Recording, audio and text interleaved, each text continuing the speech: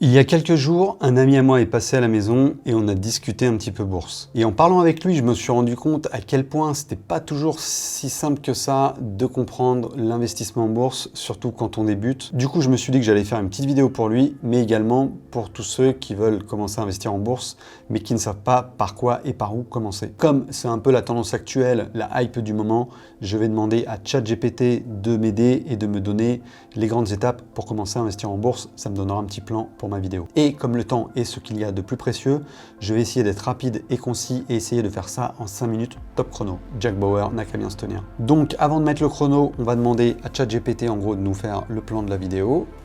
Tapez comment investir en bourse en 5 minutes top chrono.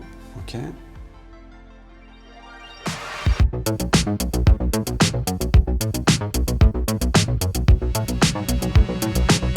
Ok, bon, on va prendre juste les 5 points là et on va se baser là-dessus.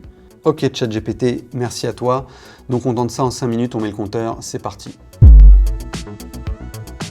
Bon, déjà l'étape 1, il oublie une étape importante, c'est quel type de compte tu veux ouvrir. Tu as 3 types de comptes, le CTO, le compte titre, le PEA qui est le plan d'épargne en action et l'assurance vie. Je ne m'étale pas sur l'assurance vie parce que je trouve pas ça forcément très intéressant. Le compte titre, lui, te permet d'investir sur des actions du monde entier, quant au PEA sur des actions européennes. L'avantage du PEA sur le compte titre se trouve au niveau fiscal. En ayant un compte titre, tu payes 30% d'impôt sur les plus-values et les dividendes.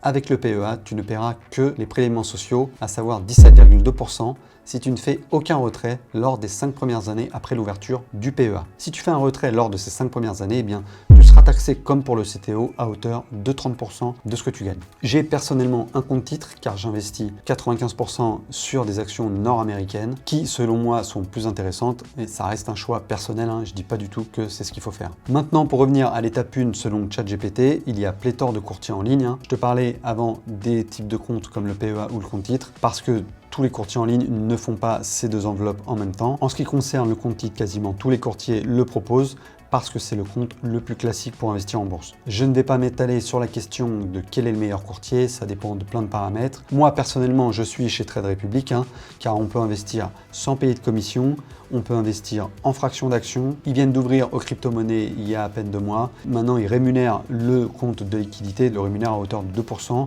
donc c'est plus ou moins l'équivalent d'un livret A. Tu touches tes intérêts à chaque fin de mois. Et cerise sur le gâteau, si tu ouvres un compte titre, eh bien, tu as une action d'une valeur de 40 € qui t'est offerte. Étape 2, effectuer un dépôt initial sur votre compte. Donc lorsque tu ouvres ton compte d'investissement, tu vas déposer de l'argent dessus, c'est comme un SaaS sur lequel tu déposes tes liquidités et à partir de là, tu vas pouvoir commencer à investir. Donc je ne l'ai pas stipulé, mais ouvrir un compte titre chez Trade Republic prend à peu près 15 minutes, c'est super rapide. Et en ce qui concerne le dépôt, eh bien, je le fais via l'application carte de mon iPhone, via Apple Pay. C'est instantané et c'est rapide, voilà, c'est super simple d'utilisation. Étape 3, rechercher une entreprise cotée en bourse qui vous intéresse et qui présente un bon potentiel de croissance. Je dirais qu'à partir de là, eh bien, vous pouvez choisir les actifs sur lesquels vous voulez investir. Donc les actions, ce sont des parts d'une entreprise, vous êtes propriétaire de l'entreprise à hauteur du petit pourcentage que vous avez investi.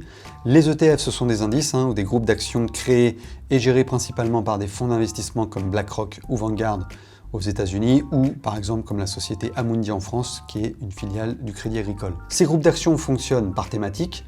Il y a par exemple les ETF par zone géographique comme le SP500 pour investir sur les 500 plus grosses entreprises américaines, les ETF pays émergents pour investir en Chine, en Inde ou encore à Taïwan. Il existe également des ETF pour investir dans les petites entreprises que l'on appelle small cap, etc.